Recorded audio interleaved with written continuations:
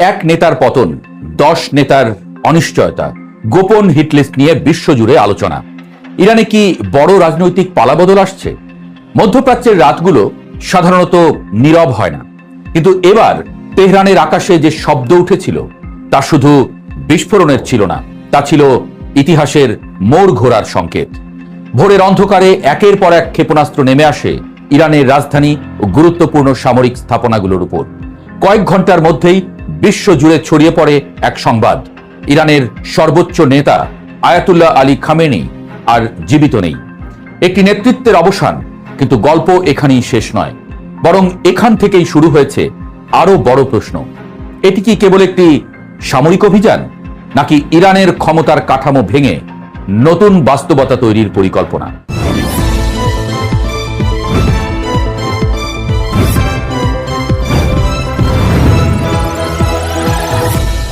এবারের অপারেশনের লক্ষ্য শুধু একজন নয়, ইসরায়েল ও মার্কিন বাহিনীর যৌথ অভিযানের নাম অপারেশন লায়ন্স বোর্ড এবং অপারেশন এপিক ফিউরি। নামগুলোই ইঙ্গিত দেয় এটি প্রতিক্রিয়ামূলক হামলা নয়, বরং সুপরিকল্পিত শক্তি প্রদর্শন। বিশ্লেষকদের মতে এই অভিযানের উদ্দেশ্য ছিল ডিসিশন মেকিং চেইন বা সিদ্ধান্ত গ্রহণের কেন্দ্র ভেঙে দেওয়া, অর্থাৎ শুধু একজন নেতাকে সরানো নয়, রাষ্ট্রের মনোবল, সামরিক সমন্বয় এবং রাজনৈতিক ধারাবাহিকতা একসঙ্গে নাড়িয়ে দেওয়া। ইসরায়েলি সংবাদ মাধ্যমগুলোর দাবি, ইরানের ক্ষমতার ভারসাম্য যেসব ব্যক্তির হাতে ঘুরপাক খায় তাদের নিয়ে আগেই তৈরি হয়েছিল একটি বিশেষ তালিকা। সেই তালিকায় অন্তত 10 জন শীর্ষ নেতা।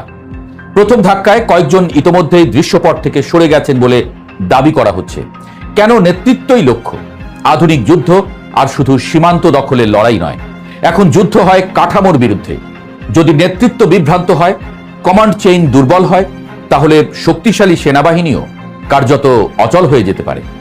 তাই দেশ দখল না করে সেই দেশের শক্ত নেতৃত্বকেই সরিয়ে নিজের অনুগত কাউকেই বসানো হয়। এই কৌশল আগে দেখা গেছে ইরাকে, লিবিয়া, এমনকি সিরিয়ার সংঘাতেও, যেখানে রাষ্ট্রের মাথা নয় মস্তিষ্ককে লক্ষ্য করা হয়েছিল।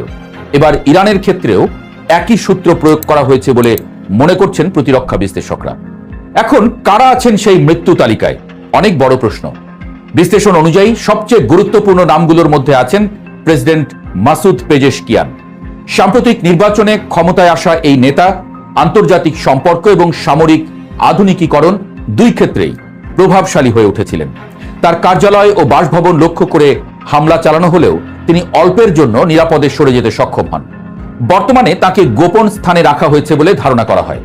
পরবর্তী গুরুত্বপূর্ণ ব্যক্তি পার্লামেন্টের স্পিকার মোহাম্মদ বাঘের কালিবাফ। যুদ্ধকালীন কমান্ড অভিজ্ঞতা তাকে রাজনৈতিক নেতার চেয়ে বেশি সামরিক কৌশলবিদে পরিণত করেছে। বিদেশ নীতির মস্তিষ্ক হিসেবে পরিচিত আলী লারিজানিও তালিকার গুরুত্বপূর্ণ অংশ বলে আলোচনা চলছে। সংকটকালে রাষ্ট্র পরিচালনার অভিজ্ঞতা তাকে সম্ভাব্য ক্ষমতার কেন্দ্র বানিয়েছে। আর সবচেয়ে রহস্যময় নাম মুস্তফা খামেনি। প্রকাশ্যে কম দেখা গেলেও ধারণা করা হয় নিরাপত্তা কাঠামোর উপরে তার অদৃশ্য প্রভাব রয়েছে। অনেক কট্টরপন্থী তাকে ভবিষ্যৎ নেতৃত্বের সম্ভাব্য মুখ হিসেবে দেখছেন। এছাড়া আব্বাস আরাঘচি, সাদেক লারিজানি এবং আইআরজিসির কয়েকজন শীর্ষ কমান্ডারকেও নজরদারির কেন্দ্রবিন্দুতে রাখা হয়েছে বলে বিভিন্ন আন্তর্জাতিক প্রতিবেদনে দাবি উঠেছে। ইসলামিক রেভলিউশনারি গার্ড কোর, সংক্ষেপে আইআরজিসি, ইরানের প্রকৃত শক্তি কেন্দ্র। এটি শুধু সেনাবাহিনী নয়, বরং অর্থনীতি, গোয়েন্দা কার্যক্রম, আঞ্চলিক প্রক্সি নেটওয়ার্ক সবকিছুর সঙ্গে জড়িত। ফলে এই বাহিনীর নেতৃত্ব দুর্বল হলে পুরো রাষ্ট্র কাঠামো নড়বড়ে হয়ে যেতে পারে। এই কারণেই সামরিক কমান্ডারদের উপরে বিশেষ নজর দেওয়া হয়েছে বলে ধারণা। খামেনির অনুপস্থিতিতে ইরানে সাময়িক নেতৃত্ব কাঠামো গঠন করা হয়েছে। প্রেসিডেন্ট, বিচার বিভাগের প্রধান এবং অভিভাবক কাউন্সিলের প্রতিনিধি, এই 3 সদস্যের একটি অন্তর্বর্তী ব্যবস্থা দেশ পরিচালনা করছে। কিন্তু আন্তর্জাতিক মহলে আরেকটি প্রশ্ন ঘুরছে: ইরান কি আবার রাজতন্ত্রে ফিরতে পারে? ইতোমধ্যে নির্বাসিত যুবরাজ রেজা পাহলভির নাম আলোচনায় এসেছে। তিনি ইতোমধ্যেই নতুন সংবিধান এবং গণভোটের প্রতিশ্রুতি দিয়েছেন। ক্ষমতায় বসার জন্য লিয়াজও করছেন তিনি। তবে বিশ্লেষকরা বলছেন 1979 সালের ইসলামী বিপ্লবের পর তৈরি রাজনৈতিক কাঠামো এত সহজে ভেঙে পড়ার সম্ভাবনা কম। আচ্ছা, ইরানে কেন হামলা? ইরান কেন পশ্চিমাদের মাথা ব্যথার কারণ? অনেকে মনে করছেন এটি শুধু প্রতিশোধ নয়, বরং মধ্যপ্রাচ্যের ক্ষমতার মানচিত্র পুনর্গঠনের প্রচেষ্টা। ইরান দীর্ঘদিন ধরে হামাস, হিজবুল্লাহ ও হুথি গোষ্ঠীর মাধ্যমে আঞ্চলিক প্রভাব বিস্তার করেছে। এই নেটওয়ার্ক দুর্বল করা গেলে পুরো অঞ্চলের শক্তির ভারসাম্য বদলে যেতে পারে। এই লক্ষ্যেই ধাপে ধাপে নেতৃত্ব কাঠামোকে চাপের মধ্যে আনা হচ্ছে, এমন ধারণা ক্রমশ জোরালো হচ্ছে। কিন্তু পরিকল্পনা কি সফল হবে? এখানেই সবচেয়ে বড় অনিশ্চয়তা। ইরানের রাষ্ট্র কাঠামো ব্যক্তি নির্ভর হলেও প্রতিষ্ঠানগতভাবে শক্তিশালী। নেতৃত্ব বদলালেও আদর্শিক কাঠামোর টিকে থাকার ইতিহাস রয়েছে। বরং বাহ্যিক চাপ অনেক সময় অভ্যন্তরীণ ঐক্য আরো শক্ত করে। ইতিমধ্যে আইআরজিসি পাল্টা হামলা শুরু করেছে, যা ইঙ্গিত দেয় সংঘাত এখনো শেষ হয়ে যায়নি। তেহরানের ধোঁয়া এখনো পুরোপুরি সরেনি। ক্ষমতার করিডোরে চলছে হিসাব, গোপন বৈঠক, নতুন জোটের সন্ধান। একজন নেতার অধ্যায় শেষ হয়েছে, কিন্তু তার জায়গায় কে আসবে সেটি এখন বিশ্বের সবচেয়ে গুরুত্বপূর্ণ রাজনৈতিক প্রশ্নগুলোর একটি। কারণ এই সংঘাত শুধু ইরানের নয়, এটি শক্তির ভাষা, প্রভাবের প্রতিযোগিতা এবং ভবিষ্যৎ বিশ্ব ব্যবস্থার নতুন অধ্যায়ের সূচনা। আর ইতিহাস বারবার দেখিয়েছে, যখন নেতৃত্বকে কেন্দ্র করে ঝড় ওঠে তখন তার ঢেউ অনেক দূর পর্যন্ত পৌঁছে যায়। সম্ভবত এবারও তার ব্যতিক্রম হবে না।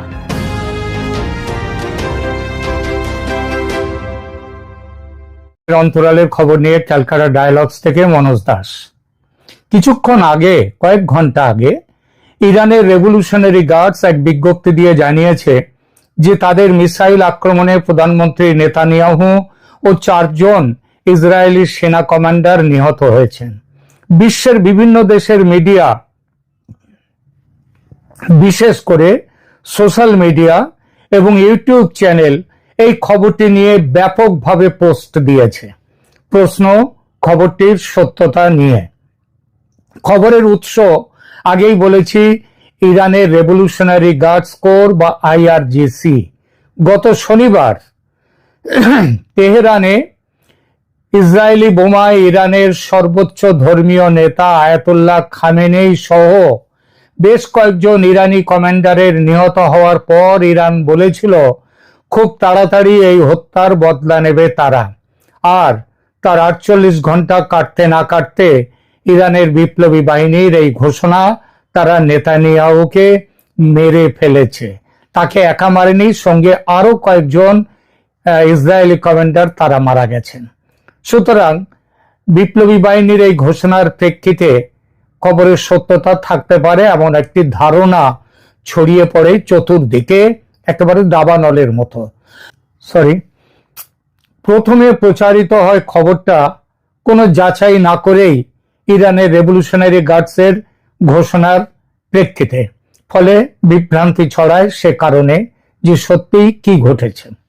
আইআরজিসি বা ইরানের বিপ্লবী গার্ড কোর বলেছে তারা প্রধানমন্ত্রী নেতানিয়াহুর অফিস ও ইসরায়েলি এয়ারফোর্স কমান্ডারের হেডকোয়ার্টার্সে মিসাইল হামলা করেছে, যার ফলে উচ্চ পদস্থ 4 ইসরায়েলি সেনাকর্তা সহ প্রধানমন্ত্রী বেঞ্জামিন নেতানিয়াহু নিহত হয়েছেন। কিন্তু ইসরায়েলি পক্ষ ও স্বাধীন গণমাধ্যম কোথাও প্রধানমন্ত্রী নেতানিয়াহু নিহত হয়েছেন এটা স্বীকার বা নিশ্চিত করেনি।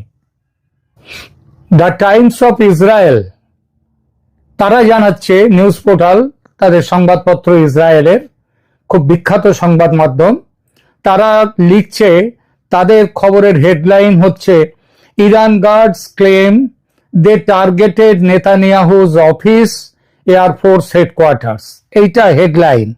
এই হেডলাইনের পরে তারা বিশেষ যে বিস্তারিত খবরে তারা বলছে যে ইরানস revolutionary guards say their latest missile attacks have targeted the office of Prime Minister Benjamin Netanyahu and the headquarters of the Israeli Air Force Commander. অর্থাৎ ইসরায়েলি কমান্ডার, ইরানের রেভলিউশনারি গার্ড, তারা ঘোষণা করেছে তাদের টার্গেটেড প্রাইম মিনিস্টার নেতানিয়াহুর office এবং যে Israeli এয়ারফোর্সের যে হেডকোয়ার্টার সেটা অ্যাটাক করেছে। এই খবরে আরো বলা হচ্ছে, দি টাইমস অফ ইসরায়েলের খবরে, the office of the criminal prime minister of the Zionist, এই ক্রিমিনাল প্রাইম মিনিস্টার কথাটা হচ্ছে ইরান যে বিজ্ঞপ্তি দিয়েছে সেই বিজ্ঞপ্তির, the office of the criminal prime minister of the Zionist regime and the headquarters of the regime's Air Force commander were targeted, the guards say in a statement carried by Fars News Agency. একটি news agency, সেই news এজেন্সির বরাতে এই খবরটা বেরিয়েছে। It says Khaibar missiles were used in the attack. অর্থাৎ Iran বলেছে যে খাইবার বলে তাদের যে মিসাইল আছে, খুব উন্নত ধরনের মিসাইল, সেই মিসাইল দিয়ে তারা অ্যাটাক করেছে। Israel says there were no injuries in the strikes. Israel আবার বলছে যে এখানে তাদের পক্ষের থেকে কোনো রকম ইনজুরি হয়নি। খেয়াল রাখবেন কথাটা, তারা বলছে, ইসরায়েল বলেছে তাদের কোনো হতাহত হয়নি, মানে লক্ষ্যবস্তুতে মিসাইল এসছে কিনা সেটা কিন্তু তারা অস্বীকার করেনি। অর্থাৎ সেই ব্যাপারটা নিয়ে আমরা পরে আসছি।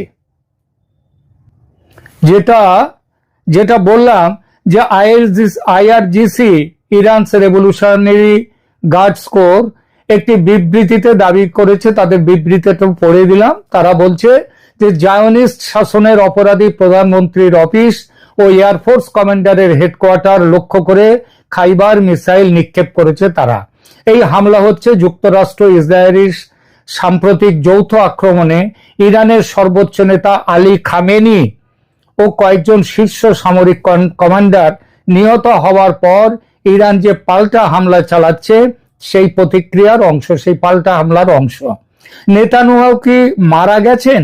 ইসরায়েলি পক্ষ জানিয়েছে ইরানের এই মিসাইল হামলায় কোনো হতাহত হয়নি, কিন্তু নেতানিয়াহুর কার্যালয় থেকে তার সাম্প্রতিক বৈঠকের ছবি ভিডিও প্রকাশ করা হয়েছে, যেখানে দেখা যাচ্ছে তিনি দেশে আছেন এবং নিরাপদে আছেন এবং মৃত্যুর গুজবকে এটা খণ্ডন করে।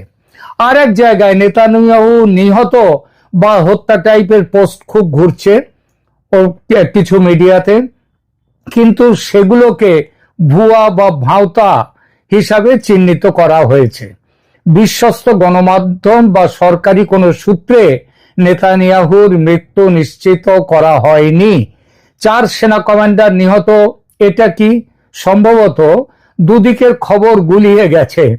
ইরানের পক্ষে শনিবারের হামলায় ইরানের পক্ষ ইতিমধ্যেই স্বীকার করেছে যে মার্কিন ইসরায়েলি হামলায় তাদের সশস্ত্র বাহিনীর chief of staff, IRGC commander, প্রতিরক্ষা মন্ত্রী সহ একাধিক শীর্ষ সামরিক কর্মকর্তা নিহত হয়েছেন। কিন্তু ইসরায়েলের 4 জন শীর্ষ কমান্ডার বা নেতানিয়াহু সহ তাদের নিহত হওয়ার কোনো স্বীকৃত রিপোর্ট নেই, ইসরায়েলও বলেনি। এমন কিছু হলে আন্তর্জাতিক গণমাধ্যম ও ইসরায়েলি সরকার আনুষ্ঠানিকভাবে ঘোষণা করত।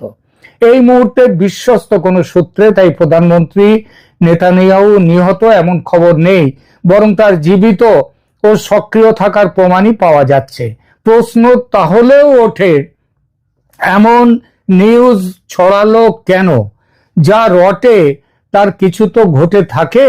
এখানে সেই কিছু বলতে কি ঘটেছে? ইরানের আইআরজিসি বলেছে তারা নেতানিয়াহুর অফিস ও, একটু আগে তো পড়ে শোনালাম, তারা নেতানিয়াহুর অফিস ও ইসরায়েলি এয়ারফোর্স হেডকোয়ার্টার লক্ষ্য করে মিসাইল ছুড়েছে, কিন্তু তারাও তাদের যে দাবি তাতে বলেনি যে নেতানিয়াহু নিহত হয়েছেন। এই কথাটা তারা কিন্তু পরিষ্কারভাবে বলেনি। তাদের যা বক্তব্য সেটা হলো তাদের মিসাইল ইসরায়েলের আয়রন ডোম সেটা অগ্রাহ্য করে লক্ষ্যবস্তুতে আঘাত করেছে। লক্ষ্য করার মতো বিষয় এটা যে ইসরায়েলি পক্ষও কিন্তু কোথাও বলেনি যে তাদের লক্ষ্যবস্তু, তাদের ওখানে কোনো মিসাইল হামলা হয়নি। ইসরায়েলি পক্ষও জানিয়েছে ওই হামলায় তাদের দিক থেকে বড় ধরনের হতাহতের ঘটনা ঘটেনি। এই বিবৃতির অর্থ এটাই দাঁড়ায়, প্রধানমন্ত্রীর অফিস ও ইসরায়েলি সেনা হেডকোয়ার্টার্স লক্ষ্য করে, মানে এয়ারফোর্সের হেডকোয়ার্টার, সেটা লক্ষ্য করে ছোড়া যে ইরানি মিসাইল, কিন্তু আয়রন ডোম, ইসরায়েলের আয়রন ডোম সেটা আটকাতে পারেনি। সেটা কিছুটা অন্তত গিয়ে লক্ষ্যবস্তুতে আছড়ে পড়েছে। তবে এটাও ঠিক, বড় ধরনের হতাহত হয়নি। এর মানে ছোট ধরনের হতাহত হয়েছে, এটাই বোঝায়, তাই নাকি? ইতিমধ্যে ইসরায়েল নেতানিয়াহুর অফিস থেকে বৈঠকের ফুটেজ ও ছবি প্রকাশ করেছে, যা তার জীবিত থাকা ও কার্যক্রমের সক্রিয় থাকার প্রমাণ হিসেবে দেখা হচ্ছে। এগুলো অনলাইনে ঘুরতে থাকা হত্যা, নিহত হয়েছে নেতানিয়াহু এসব খবরকে সরাসরি খণ্ডন করে। আলাদা এক ফ্যাক্ট চেক ভিডিওতে দেখানো হয়েছে নেতানিয়াহু ড্রোন হামলায় মারা গেছে, তার মৃত ছবিটাও পর্যন্ত দেখিয়ে দেওয়া হয়েছে। এই ছবি তো আজকাল করাতে কোনো অসুবিধা নেই। এটা আগের গুজবও মিথ্যে ছিল এবং তার সরকারি প্রোফাইল ও আন্তর্জাতিক আইনি প্রক্রিয়া সবই দেখায় যে তিনি এখনো বহাল তবিয়তে বেঁচে আছেন। এবং বৃহস্পতিবারে নরেন্দ্র মোদী ভারতের প্রধানমন্ত্রীর সাথে তিনি মিটিং করেছেন। পরিশেষে সব খবর মিলিয়ে দেখে এটা বলা যায়, ইরানের দাবি আংশিকভাবে সত্যি। ইসরায়েলের আয়রন ডোম ভেদ করে ইরানি মিসাইল তার সঠিক লক্ষ্যে আঘাত ঠিকই করেছে, তবে সেই আঘাতে নেতানিয়াহু নিহত হননি। এই প্রসঙ্গে একটি বড় খবর দিয়ে শেষ করব এই প্রতিবেদন। আমেরিকার একাধিক F-15 যুদ্ধ বিমান কুয়েতের আকাশে ধ্বংস করে দিয়েছে ইরান। অর্থাৎ ইরানও কিন্তু তেড়ে ফুঁড়ে শুরু করে দিয়েছে লড়াই। সহজে থামবে না এ লড়াই, লিখে নেওয়া যায়। এখনকার মতো এই পর্যন্ত। ধন্যবাদ।